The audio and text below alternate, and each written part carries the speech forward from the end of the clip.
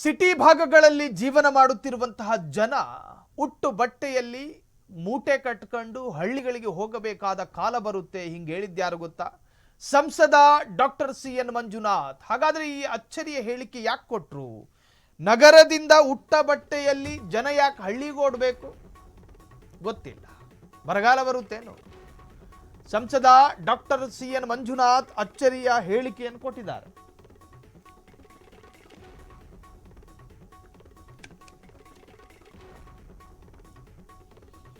ವಾಯು ಮಾಲಿನ್ಯ ಗಣನೀಯ ಪ್ರಮಾಣದಲ್ಲಿ ಹೆಚ್ಚಳ. ಪೊಲ್ಯೂಷನ್, ಧೂಮಪಾನಕ್ಕಿಂತಲೂ ಇದು ಡೇಂಜರ್. ಈ ಸಮಸ್ಯೆಯಿಂದ ಸಾವನ್ನಪ್ಪಿದವರು ಅಧಿಕ ಜನ ಇದ್ದಾರೆ. ದೆಹಲಿಯಲ್ಲಿ ನಿಮಗೆ ಗೊತ್ತಿರಬಹುದು, ಈ ಹಿಂದೆ ಆಗಿದ್ದು. ನಗರಗಳಲ್ಲಿ ಅಂತರ್ಜಾಲ ಕುಸಿಯುತ್ತಿದ್ದು ಅಂತರ್ಜಾಲ ಹೆಚ್ಚಾಗ್ತಾ ಇದೆ. ವಾಯು ಮಾಲಿನ್ಯದಿಂದ ಉಸಿರಾಟದ ಸಮಸ್ಯೆ, ಅಸ್ತಮಾ, ಕೆಮ್ಮು ಜಾಸ್ತಿ ಆಗ್ತಾ ಇದೆ. ವಾಯು ಮಾಲಿನ್ಯ ಕೃತಕ ಧೂಮಪಾನ ಇದ್ದ ಹಾಗೆ. ನಾವೇ ಸ್ವಯಂಕೃತವಾಗಿ ನಿರ್ಮಿಸುವ ಒಂದು ಏನದು ಕೆಟ್ಟ ಗಾಳಿ. ಗರ್ಭಪಾತ, ಜನಿಸುವ ಮಗುವಿನ ತೂಕ ಹೆಚ್ಚಾಗೋದು. ವಾಯು ಮಾಲಿನ್ಯದಿಂದ 22 ಲಕ್ಷ ಜನ ಮೃತರಾಗಿದ್ದಾರೆ. ಧೂಮಪಾನದಿಂದಾಗಿ ಮೃತಪಟ್ಟವರ ಸಂಖ್ಯೆ 14 ಲಕ್ಷ ಅಷ್ಟೇ. ಬೀಡಿ ಸಿಗರೇಟ್ ಸೇದೋರಿಂದ ಜನ ಹಳ್ಳಿಗಳಿಗೆ ಓಡೋ ಕಾಲ ಬರುತ್ತೆ ನೋಡಿ. ಬೆಂಗಳೂರು ಪರಿಸ್ಥಿತಿ ಹೆಂಗಾಗಿದೆ ಅಂದರೆ ಹೇಳೋರು ಇಲ್ಲ, ಕೇಳೋರು ಇಲ್ಲ. ಕೆಟ್ಟ ಕೆರ ಹಿಡಿದಿರೋ ಇಂಜಿನ್ ಗಾಡಿಗಳು ಓಡಾಡ್ತಾ ಇರ್ತಾವೆ.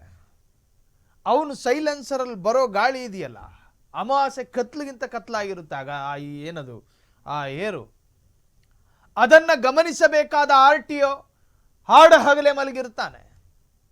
ಇನ್ನು ಅವನು ಆಟೋ ಹೋಗಬೇಕಾದ್ರೆ ಈ ಎಡ ಮತ್ತು ಬಲದಲ್ಲಿ ಹೋಗ್ತಾ ಇರುವ ದ್ವಿಚಕ್ರ ವಾಹನದ ಸವಾರರು ಯಾರಿಗಂತ ಬೈತಾರೆ? ಬೈಯೋದಕ್ಕೂ ಉಸಿರಾಡೋದಕ್ಕೂ ಅಲ್ಲಿ ಶ್ವಾಸ ಇರೋದಿಲ್ಲ.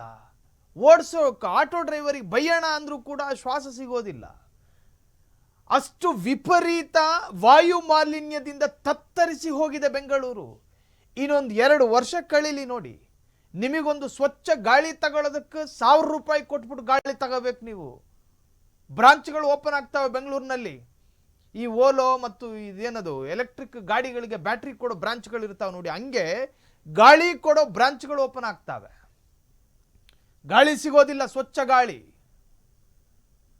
ಕೆಟ್ಟ ಕೆರ ಹಿಡಿದಿರೋ ಇಂಜಿನ್ಗಳನ್ನು ಸೀಸ್ ಮಾಡಿ ಆ ಗಾಡಿಗಳನ್ನು ಶಿವಾಜಿನಗರಕ್ಕೆ ಕಳಿಸ್ಕೊಡಿ. RTO ಅಧಿಕಾರಿಗಳು ಎಚ್ಚರ ವಹಿಸಿ. ಇನ್ನು ರೋಡು ಕಾಂಕ್ರೀಟೀಕರಣ ಅಂಥೇಳಿ ಕಾಂಕ್ರೀಟ್ ಹಾಕ್ತಾರೆ.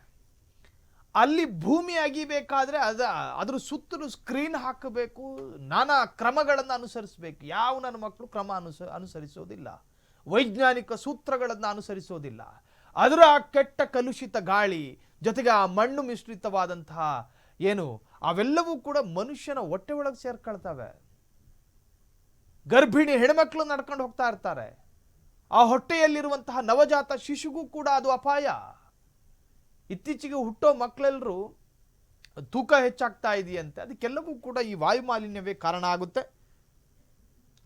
ಒಟ್ಟಾರೆ CN ಮಂಜುನಾಥ್ ಅಚ್ಚರಿಯ ಹೇಳಿಕೆಯನ್ನು ಕೊಟ್ಟಿದ್ದಾರೆ. ನಗರಗಳಲ್ಲಿ ಒತ್ತಡದಿಂದ ನಾವು ಯಂತ್ರಗಳಂತೆ ಕೆಲಸ ಮಾಡ್ತೇವೆ. ವಾಯು ಮಾಲಿನ್ಯ ಗಣನೀಯ ಪ್ರಮಾಣದಲ್ಲಿ ಹೆಚ್ಚಳ ಆಗಿದೆ.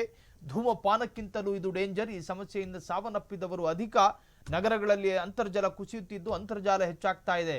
ಈಗಲೇ ಆರೋಗ್ಯ ಇಲಾಖೆ ಗಮನಿಸಿ. CN ಮಂಜುನಾಥ್ ಒಬ್ಬರು ಹೃದ್ರೋಗ ತಜ್ಞ.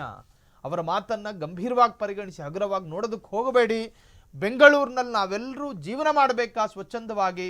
ಇದಕ್ಕೊಂದು ಮುಂಜಾಗ್ರತಾ ಕ್ರಮವನ್ನು ನೀವು ತೆಗೆದುಕೊಳ್ಳದ ಹೊರತು ಅದು ಸಾಧ್ಯವೇ ಇಲ್ಲ. ಕ್ಷಣ ಕ್ಷಣದ ಸುದ್ದಿಗಳಿಗಾಗಿ ಫ್ರೀಡಂ ಟಿವಿ ಸಬ್ಸ್ಕ್ರೈಬ್ ಮಾಡಿ, ಲೈಕ್ ಮಾಡಿ ಹಾಗೂ ಫಾಲೋ ಮಾಡಿ. ಹೊಸ ಸುದ್ದಿಗಳ ನೋಟಿಫಿಕೇಶನ್ಗಾಗಿ ಬೆಲ್ ಐಕಾನ್ ಮೇಲೆ ಕ್ಲಿಕ್ ಮಾಡಿ.